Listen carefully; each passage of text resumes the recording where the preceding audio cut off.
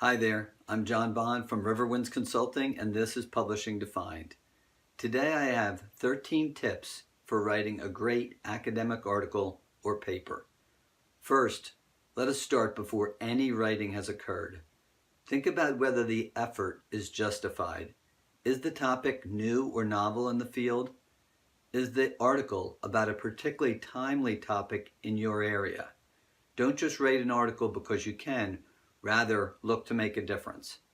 Second, think about where you want to submit the manuscript. Be a loyal reader of any journal you intend to submit to. Do not just pick one out of an online search. Know the mission of the publication. This will allow you to focus your writing on that journal. Third, follow the instructions or guidelines for authors for that journal very closely, particularly in regard to length and format. Now let's look at mechanics. The fourth tip is to follow closely the appropriate style manual. Whether the AMA, APA, Chicago style guides, or others, you'll benefit by understanding these guidelines in your field. Fifth, short and concise is always better.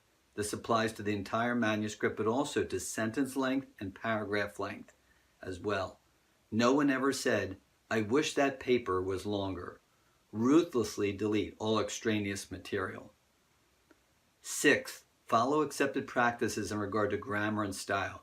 If you do not know the expected practices, find someone that does. Also, read the articles in the journals you're submitting to so you can understand the tone of these articles. Now let's look at the content presentation. Seventh, when the paper is written, review the abstract very, very closely. Many people will read only the abstract, and it needs to be flawless.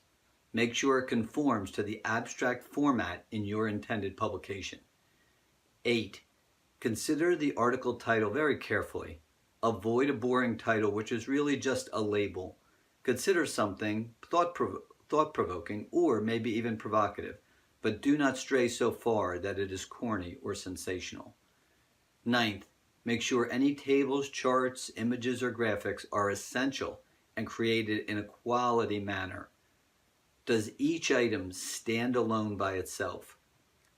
Lastly, let's consider the review of the manuscript before submission. My 10th tip is to read the final manuscript aloud several times. This helps for clarity and language.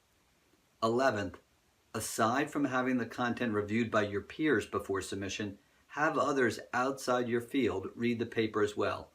Listen closely to any suggestions they have.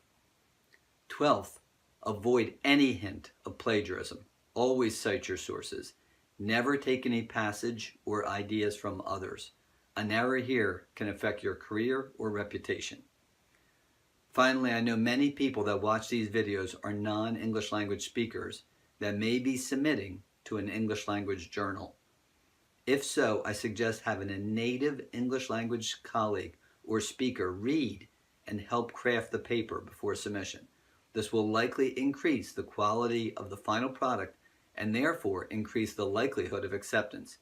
If you do not know anyone to help with this, there are many editorial services that will now assist for a fee, or email me for suggestions of editors that can help with this.